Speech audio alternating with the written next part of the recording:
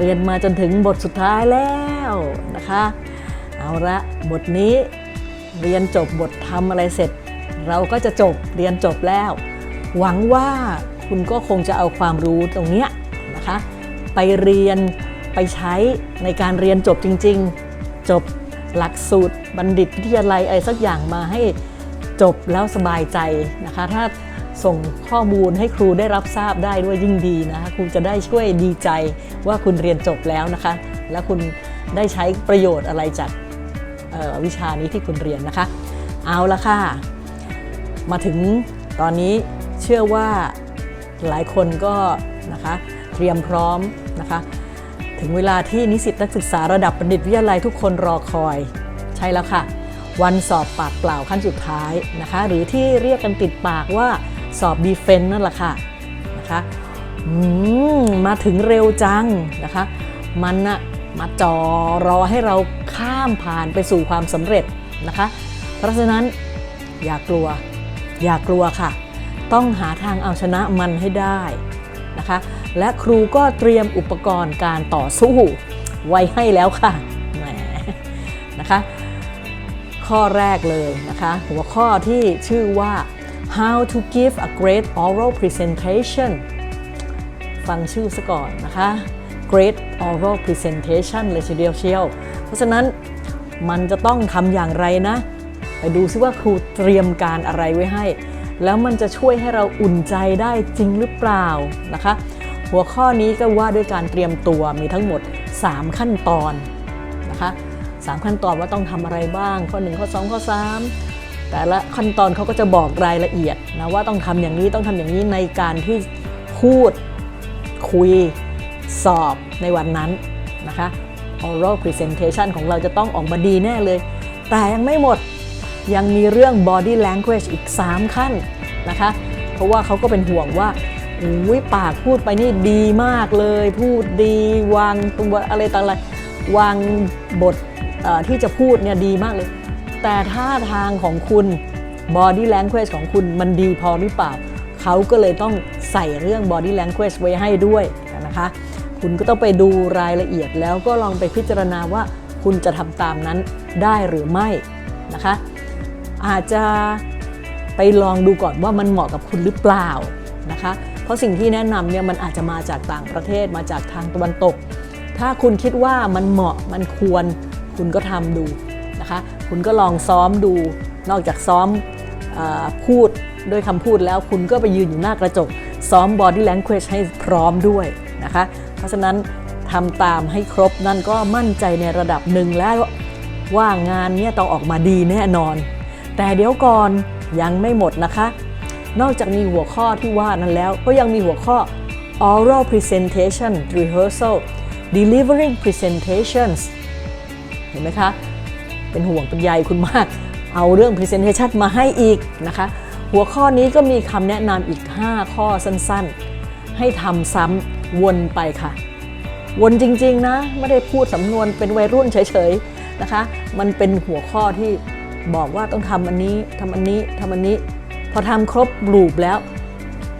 ถ้าวนทำได้อีกนะคะมันก็จะดียิ่งขึ้น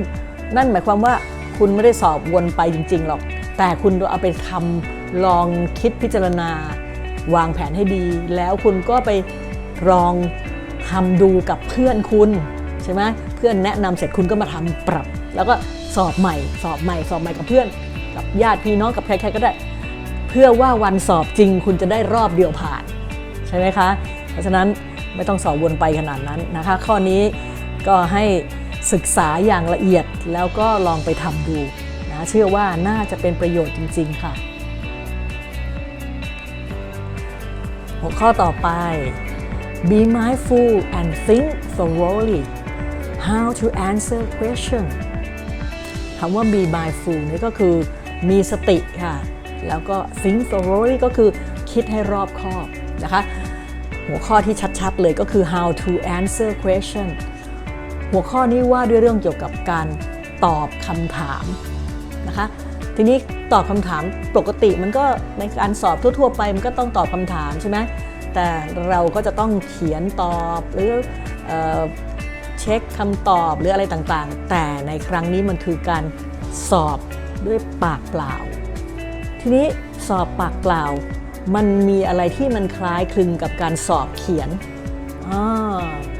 เขาเปรียบเทียบให้เราดูเลยสอบเขียนมี3ลักษณะที่เขาบอกไว้สอบปากเปล่าล่ะจะสอบยังไงให้มันคล้ายคลึงกับสอบเขียนนะหรือสอบแบบตอบคำถามธรรมดานะเขาก็มีข้อรายละเอียดที่เขาเปรียบเทียบให้ดูที่ก็น่าสนใจไม่ใช่เล่นนะคะแต่ที่สำคัญเขามีประโยคเด็ดของเขาเลยสำหรับเรื่องของhow to answer question เนี่ยเขาพูดเป็นภาษาอังกฤษมีความหมายภาษาไทยว่าคำถามตรงได้รับคำตอบตรงนั่นหมายถึงประโยคที่ชัดเจนประโยคหนึ่งโอ้ยอะไรกันนี่ให้ตอบประโยคเดียวเองหรือ